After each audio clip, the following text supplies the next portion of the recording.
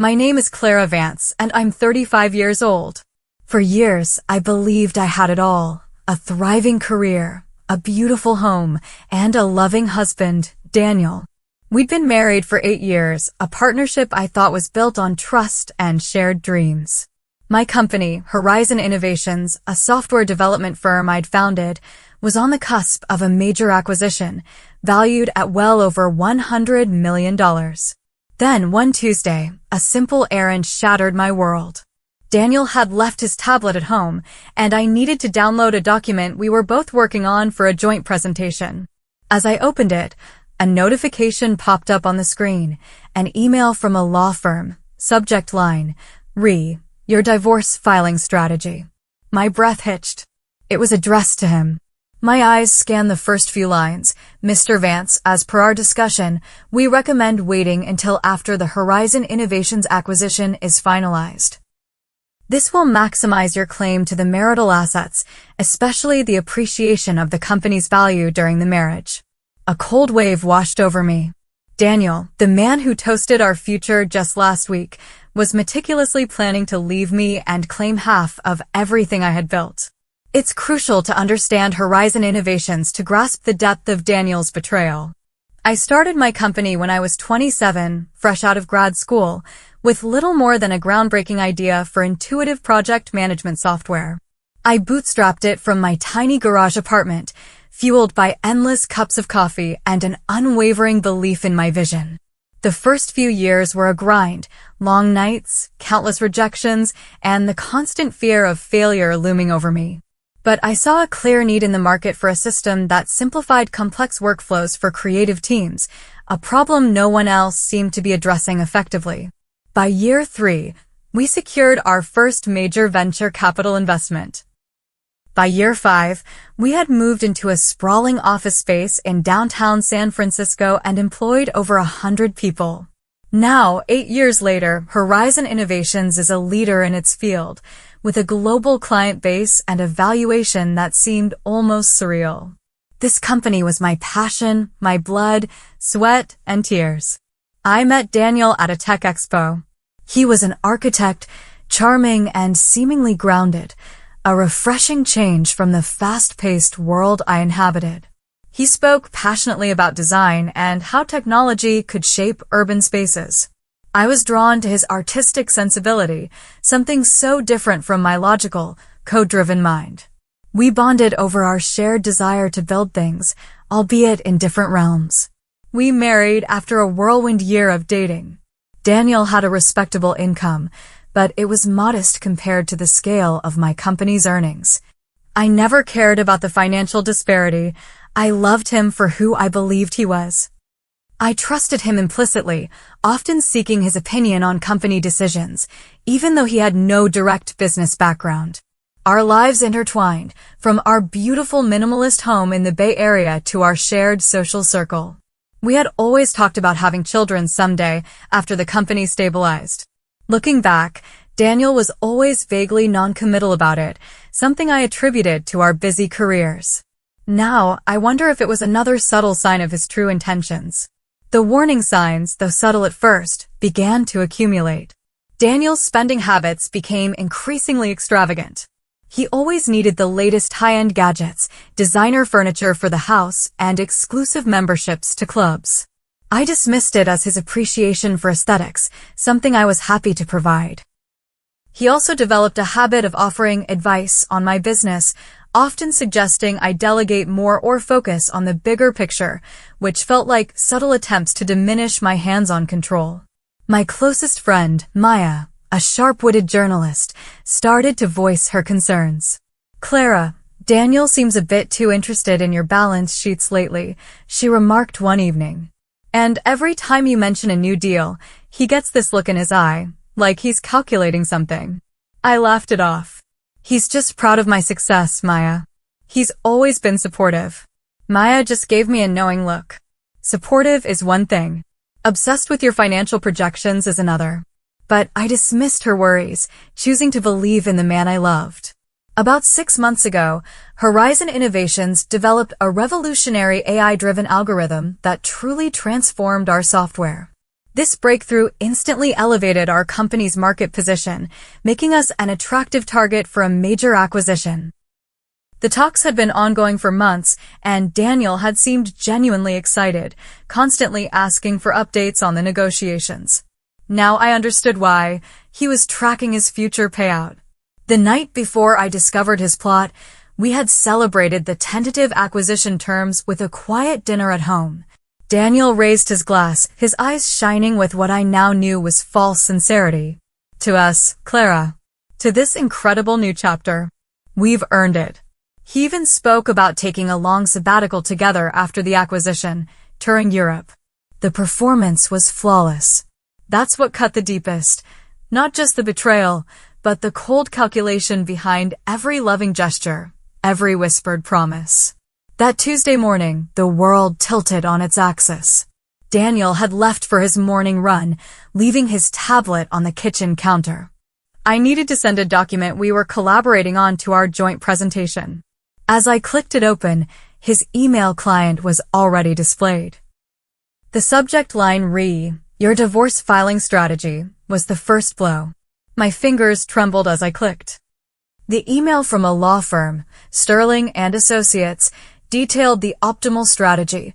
Waiting until after the Horizon Innovations acquisition is finalized is paramount. California's community property laws will entitle you to a significant portion of the company's appreciation during the marriage. We estimate a claim of $40 to $55 million based on current projections. My stomach churned. I scrolled down, finding a proposed asset division document, complete with timelines, financial projections, and legal arguments for his claim. Then, the true horror unfolded. Further down, in a separate chain, were emails between Daniel and a woman named Chloe, his new intern. Can't wait for our trip to Hawaii next month. No more hiding after the acquisition, right? Chloe's reply, soon we can be together openly. And with all that money, we can finally buy that house we talked about. Daniel's response, absolutely. Just a little more patience, darling. $50 million is worth the wait. This has been too well planned to rush now. My vision blurred. The entire room seemed to spin. All the subtle shifts, the late nights at the office, the business trips he insisted I didn't need to join him on, they all clicked into place with horrifying clarity. I systematically photographed every incriminating email and document with my phone, forwarding them to a secure cloud account I rarely used. Then, with shaking hands, I carefully closed the tablet and placed it exactly where I found it. I barely made it to the bathroom before I was violently ill. That evening, I put on the most convincing performance of my life. I cooked Daniel's favorite meal, listened patiently as he recounted his day, and even managed to smile naturally. He seemed completely oblivious, which only solidified the depth of his deception. After he fell asleep, I lay awake, the raw pain of betrayal slowly hardening into cold resolve. He was playing a game of chess with my life, and I had just discovered his next move. But he didn't know I had already seen his entire board. The next morning, I reached out to Maya. You were right, I whispered, my voice hoarse. About everything. He's planning to divorce me after the acquisition. And he's having an affair. Maya was furious. I'm coming over. We'll burn his clothes. No, I said, my voice firmer than I expected. He can't know I know. Not yet. I need a plan. Then we'll make one, Maya declared. You're not going through this alone. Maya, being a journalist, was a master of information gathering. First, document everything. Every single piece of evidence.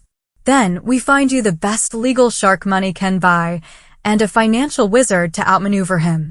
Over the next few days, I became a covert operative in my own home.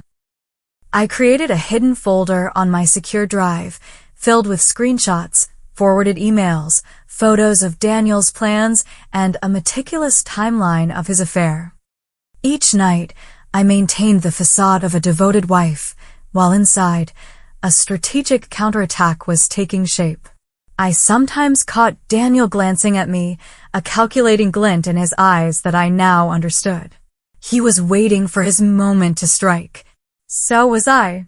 The following day, under the guise of an important client meeting, I contacted Eleanor Reed, a renowned divorce attorney known for her aggressive approach and success in high-stakes cases involving self-made individuals. Her firm was discreet, located in a quiet part of the city. Eleanor was direct and unyielding. "Ms. Vance, this situation is unfortunately common," she stated after I laid out the evidence. The timing of his filing post-acquisition is a classic move to maximize his claim under community property laws. My heart sank. "So he gets half?" I asked, dread forming a knot in my stomach. "Not necessarily," Eleanor said, a steely glint in her eyes.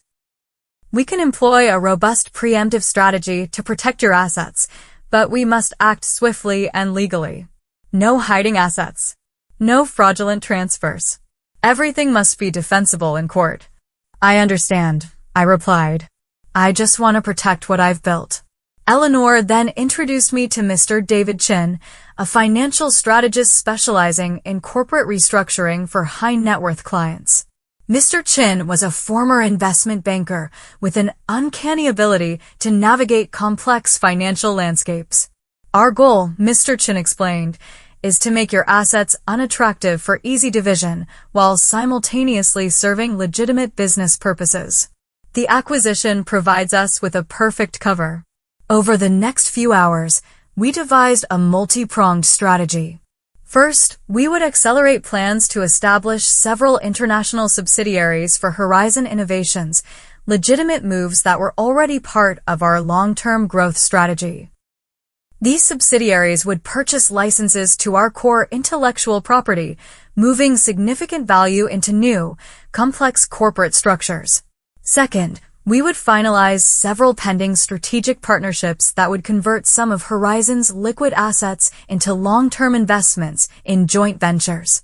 Third, we would leverage a clause in our marriage prenuptial agreement, which Daniel had barely glanced at when signing it years ago, that explicitly protected any intellectual property developed prior to or during the marriage that generated income independently of marital contributions. This clause, which seemed insignificant when I had drafted it, was now a potential lifeline. "What about our home and shared accounts?" I asked. "The house will be trickier, as it was acquired during the marriage," Eleanor admitted. "But we can establish a trust for specific high-value personal assets, like the art collection you owned before the marriage, and document every premarital asset meticulously." "How quickly can we do this?" I asked, feeling a surge of nervous energy. "If you can give us 1 week of focused effort while maintaining absolute normalcy at home, we can put the critical pieces in place," Mr. Chin stated. "Any suspicion on Daniel's part, and he could accelerate his filing."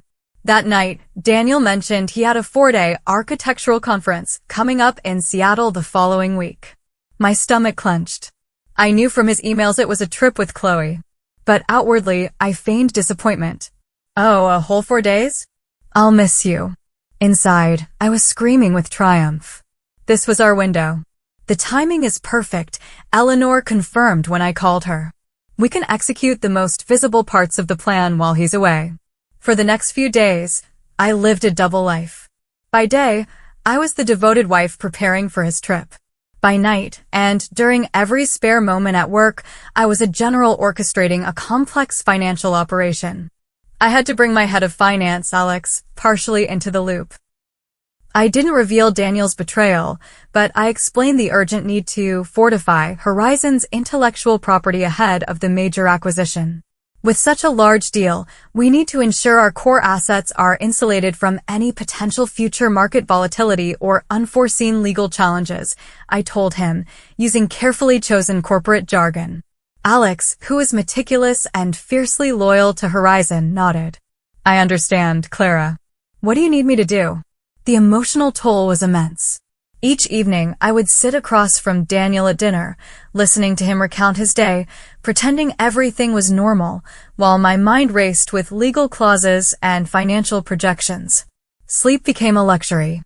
I lost weight and my complexion grew pale, but I masked it with makeup and forced smiles. I often caught Daniel looking at me, a calculating glint in his eyes. He thought he was about to outsmart me. He had no idea I was already 5 steps ahead. Daniel left for his conference on a Wednesday morning.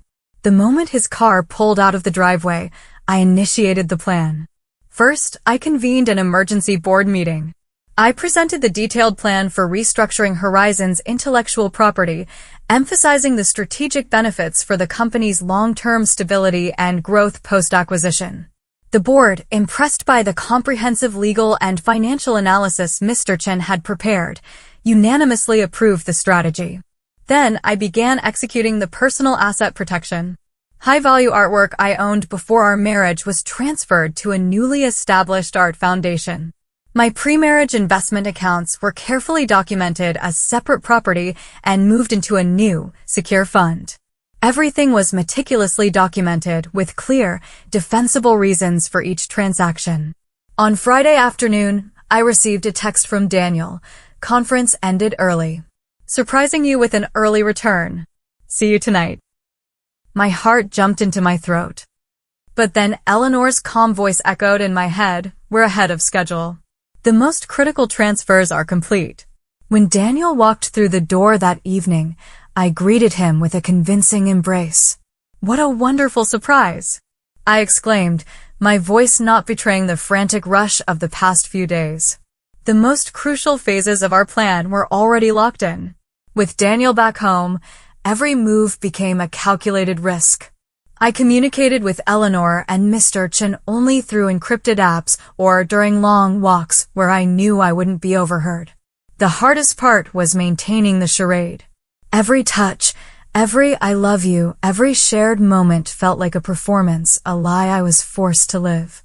I often had to remind myself of Daniel's cold calculation, his betrayal, to steel myself against the emotional exhaustion. Just a few more days, Maya texted me during a particularly grueling evening. You're almost there. The asset protection strategy Mr. Chen had devised was a masterpiece of legal and financial engineering. We established new corporate entities in strategic global locations, aligning with Horizon's planned international expansion. These entities acquired licenses to our core software and patents, ensuring that the most valuable intellectual property was held within complex, multi-layered structures. Each transaction was backed by extensive feasibility studies, market analyses, and board approvals, all meticulously documented to prove their legitimate business purpose. This wasn't about hiding assets. It was about reclassifying them as legitimate business operations, making it incredibly difficult for a divorce court to simply split them down the middle. The key is the paper trail, Mr. Chen had stressed. Every transaction needs a legitimate business rationale that existed long before any divorce proceedings were even contemplated. Fortunately, Horizon had always been forward-thinking, and many of these expansion and IP protection strategies had been discussed and even partially planned for months. We simply accelerated their implementation. For our personal assets, the approach was equally strategic. The Malibu house, though purchased during our marriage, was primarily paid for through my income and a significant down payment from my premarital funds. While not fully protected, we identified specific elements, like the rare art collection I had inherited before our marriage, and transferred them into a family trust, with my beloved goddaughter as a future beneficiary. This was a long-held intention, now simply expedited. The most terrifying moment came when Daniel almost caught me on a late-night video call with Eleanor. I was in my home office, reviewing the final documentation for the international licensing agreements, when I heard his footsteps in the hallway. I slammed the laptop shut, just as he poked his head in. Still working, love? He asked, his voice laced with a subtle suspicion. Just tying up some loose ends for the acquisition, I replied, my heart pounding in my chest. It's a big deal, lots of details. He nodded slowly, his eyes lingering on the closed laptop, before finally turning away.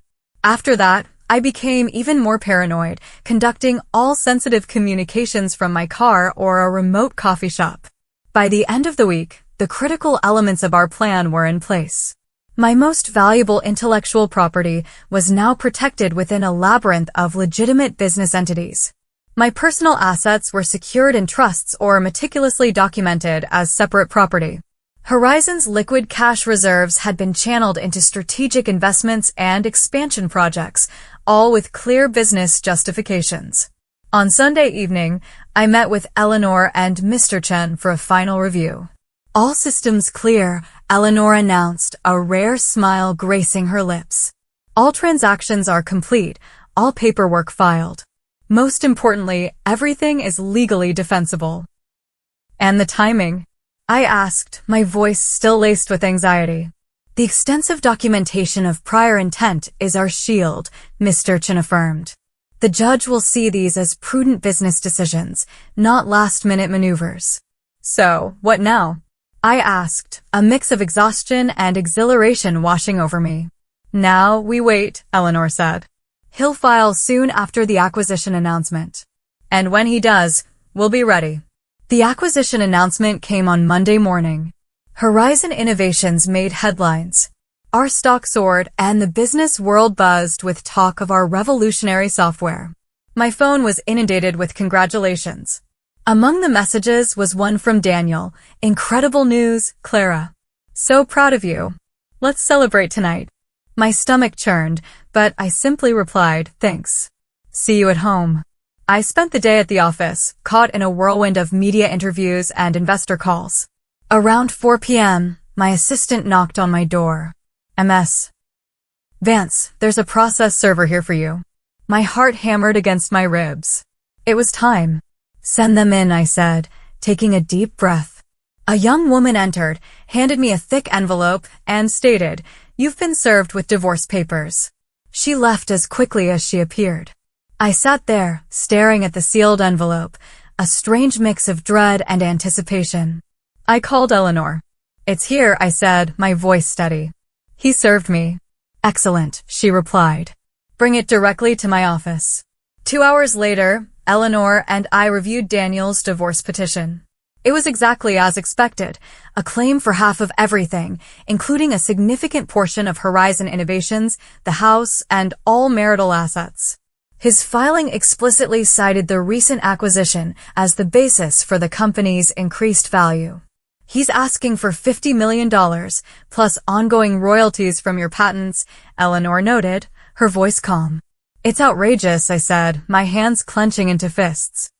"He contributed nothing." "The good news," Eleanor said, "is that we've prepared for this. His attorney is about to discover that your assets are not as easily divisible as he anticipates."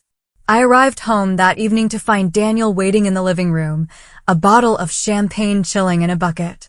"There you are, my love," he said, too smoothly. I was getting worried. I placed the divorce papers on the coffee table between us.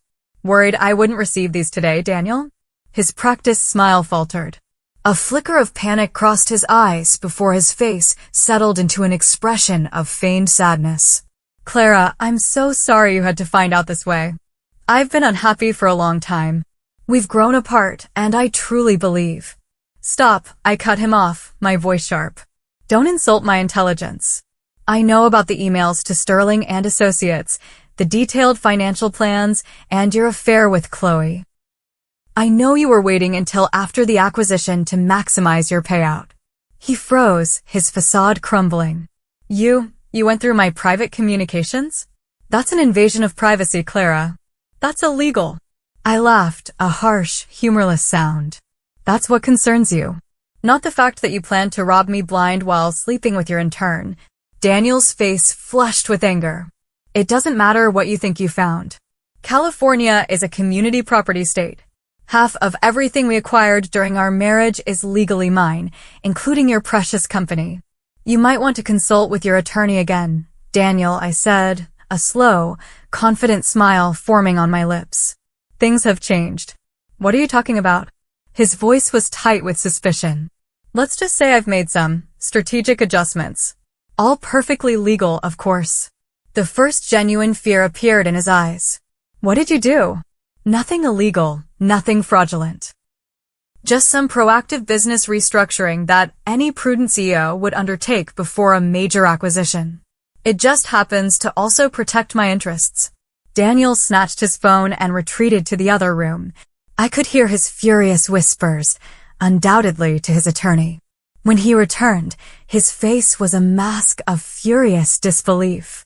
"This won't stand, Clara. Whatever shell game you've played, my lawyers will unravel it. You can't just hide assets before a divorce." "I didn't hide anything," I countered, my voice calm despite the adrenaline coursing through me.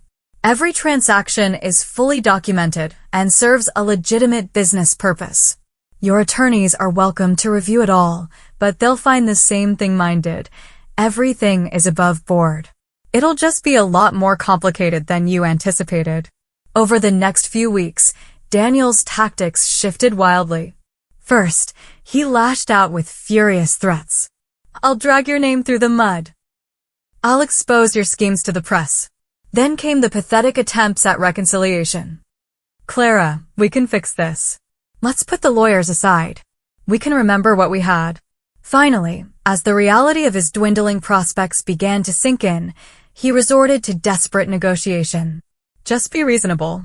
I'm only asking for $20 million. We can settle quietly." His attorney, no doubt, was scrambling to find avenues to access the assets Daniel had so confidently calculated as his. Each attempt met a wall of legitimate business transactions and tightly controlled trusts. The most gratifying moment arrived about 2 weeks after he filed for divorce. I returned home to find Daniel and Chloe arguing in our living room. "You promised me a lavish future," Chloe shrieked, her face contorted in anger. "Now you're saying there's nothing left for me?" When they saw me, Chloe immediately looked away in shame. Daniel simply looked utterly defeated. I should go," Chloe stammered, grabbing her purse. "Yes, you should," I agreed, holding the door open for her. After Chloe scurried out, Daniel collapsed onto the couch. "She's leaving me," he mumbled, his voice devoid of its usual arrogance. "Says she didn't sign up for a penniless man with legal problems." I felt a chilling satisfaction, but no sympathy. Funny how quickly her interest waned when the prospect of my money disappeared. "Clara," he pleaded, looking up at me. "What do you want? Just tell me what it will take to end the charade."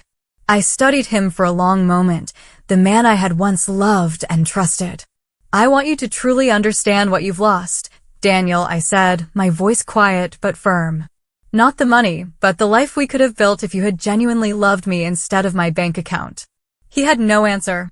Despite the effectiveness of our asset protection strategy, Daniel refused to accept a reasonable settlement.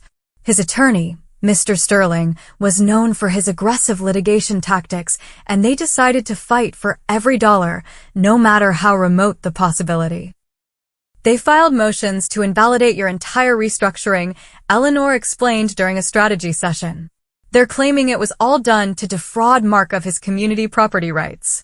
But we have the documentation showing these plans were in development long before I discovered his divorce scheme," I reiterated, feeling exhausted by the constant battle. "Yes, and that's our strongest defense," Eleanor affirmed. "The judge will see that these business decisions made perfect sense in the context of the acquisition, regardless of the divorce." The legal proceedings dragged on for months. Daniel's team demanded exhaustive discovery, every email, every financial record, every corporate document. They deposed my executive team, my financial advisors, even Maya. They were relentlessly searching for any shred of evidence that my restructuring was primarily motivated by the divorce rather than legitimate business purposes. The stress was immense. While managing a newly merged, rapidly growing company, I was spending countless hours with attorneys, reviewing documents, and preparing for court appearances. Some nights, I slept only 3 or 4 hours, fueled by caffeine and sheer determination. The only thing keeping me going was the unwavering resolve not to let Daniel win. Months into the proceedings, we had our first major court hearing. Daniel's attorney argued passionately that I had deliberately engineered the transactions to deprive my husband of his rightful share. "Your Honor, the timing is far too convenient to be coincidental," Mr. Sterling insisted, pacing before the judge. Just days before Mr. Vance filed for divorce, Ms. Vance engaged in a complex series of transactions that effectively moved tens of millions of dollars out of the marital estate. Eleanor was masterful in her rebuttal. She methodically presented a mountain of documentation. Emails from before I discovered Daniel's plot, board meeting minutes discussing the need to protect intellectual property ahead of the merger, and compelling testimony from my executive team confirming that these were long-planned, strategic business initiatives. Furthermore, Your Honor, Eleanor concluded, every transaction served a legitimate business purpose independent of any divorce considerations. The international expansion, the intellectual property protection, the strategic acquisitions, all were sound business decisions that have already yielded significant positive results for Horizon Innovations. Judge Evelyn Vance, a no-nonsense woman with a reputation for fairness, listened intently. She was in her early 60s, with sharp eyes that missed nothing. Mr. Sterling, she said, her voice firm, while the timing of these transactions certainly raises questions, Ms. Reed has provided substantial evidence that these business decisions were under consideration well before divorce proceedings began. Do you have any direct evidence that the primary purpose of these transactions was to deprive Mr. Vance of community property rights, rather than to serve legitimate business interests? Mr. Sterling hesitated, visibly frustrated. The circumstantial evidence is compelling, Your Honor. The sheer scale and rapid execution. I didn't ask about circumstantial evidence, Counselor. I asked for direct evidence of intent to defraud. Not at this time, Your Honor, but with additional discovery, Judge Vance cut him off. I am denying your motion to invalidate these transactions at this time. The evidence presented strongly suggests they served legitimate business purposes. However, she added, looking directly at me, I will allow continued discovery on this issue. If clear evidence emerges that the primary purpose was to deprive Mr. Vance of community property rights, I will reconsider. It was a significant victory, but Eleanor warned me it was just the first skirmish. Daniel's team changed tactics, now claiming he had been an essential, albeit informal, contributor to Horizon Innovations' success. He consulted on key financial decisions, Mr. Sterling argued in court. He provided emotional and strategic support that allowed Ms. Vance to focus on growing the business. This sweat equity deserves compensation. This argument incensed me more than the asset claims. Daniel had contributed nothing tangible. His support often felt like a drain on my time and energy. Eleanor meticulously dismantled this argument. She had Alex and other executives testify about Daniel's minimal involvement in core business operations. We also presented evidence that during critical growth periods for the company, Daniel had often been on lavish business trips, many of which we now knew were actually rendezvous with Chloe. Mr. Vance, Eleanor calmly questioned during his deposition, can you name a single specific software feature, patent, or detailed business strategy that you personally developed for Horizon Innovations? I was more involved in the overall vision, he hedged, visibly uncomfortable. The strategic direction. Can you name a specific strategy you developed? Just one. His vague, rambling answers spoke volumes. The most painful day came when Daniel's attorney introduced fabricated evidence of an alleged affair between me and my lead software architect, Ben. Ben was a happily married family man and one of my most trusted colleagues. The accusation was clearly designed to damage my credibility and paint me as morally corrupt. This is a malicious fabrication, I stated firmly when Eleanor asked me about it in court, my voice trembling with controlled anger. Ben is a valued employee and a friend, nothing more. Mr. Vance is clearly projecting his own infidelity onto me. We swiftly produced irrefutable evidence proving Mark's claims were impossible. During the times he claimed I was with Ben, I had been at documented business conferences, attending public events, or even at home with Daniel himself. Judge Vance was visibly losing patience with Daniel's increasingly desperate and baseless tactics. After dismissing the manufactured infidelity claims, she addressed both attorneys with a stern expression. I am deeply troubled by the direction this case is taking, Mr. Sterling. Your client's allegations appear to be largely unsupported by credible evidence. Ms. Reed, while your client's asset restructuring may have been legally sound, the timing does remain a subject for scrutiny. I strongly suggest both parties consider mediation before we proceed further. Daniel's attorney leaned over to whisper to him. I could see Daniel shaking his head emphatically. He still believed he could somehow win. Your Honor, Mr. Sterling declared, my client is open to mediation, but only if all assets, as they existed prior to Ms. Vance's restructuring, are on the table for discussion. Eleanor responded calmly, that is a non-starter, Your Honor. The court has already acknowledged the legitimacy of those transactions. Then we have no choice but to proceed to trial, Mr. Sterling stated, a defiant look on Daniel's face. As we left the courtroom, Maya squeezed my hand. He's desperate. You've got him on the ropes. That night, Daniel called me for the first time since moving out of our house. This has gone far enough, Clara. You've made your point. What point would that be, Daniel? That you're smarter than me? That you get to win? Fine, I get it, he said, his voice laced with frustration. But we're both spending a fortune on lawyers. Let's settle this reasonably. Reasonably? I scoffed. Was it reasonable for you to plot for months to divorce me at the most financially advantageous moment? Was it reasonable to sleep with your intern while planning to take half my company? There was a long, uncomfortable silence. I made mistakes. I'm sorry, but dragging this through court isn't helping either of us. You know what would help? If you dropped all claims to Horizon Innovations and accepted a settlement based only on our actual joint assets, excluding my business. That's not fair, he protested. We were married for 8 years. I'm entitled to what, Daniel? To the rewards of my hard work while you were betraying me? To the company I built from nothing before I even met you? He had no logical reply. The call ended without resolution. As the trial date loomed, the pressure on both sides intensified. Daniel's attorney, seeing their increasingly weak position, began to push for a settlement. My legal bills were substantial, but I refused to yield to any unreasonable demands. The case had become a cautionary tale in the tech world. I received messages from other female founders, many sharing similar stories of partners attempting to capitalize on their success. Through it all, I somehow managed to keep Horizon Innovations thriving. The acquisition was proving incredibly successful, our software was being adopted by major players, and our stock price continued to climb.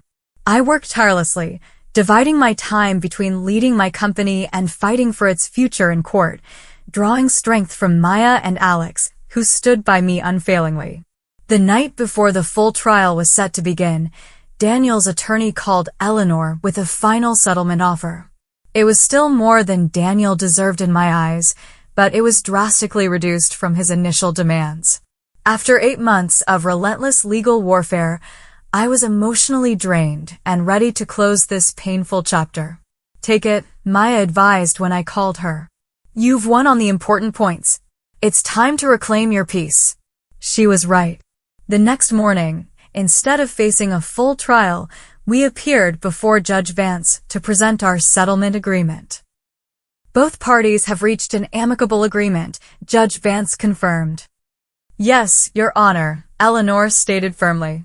The terms have been mutually accepted. Daniel would receive a cash settlement of $4 million, the car he drove, and some personal items of relatively minor value. I would retain full, sole ownership of Horizon Innovations, our primary residence, the house, and most importantly, all rights to my patents and intellectual property. As Judge Vance reviewed the documents, I glanced at Daniel.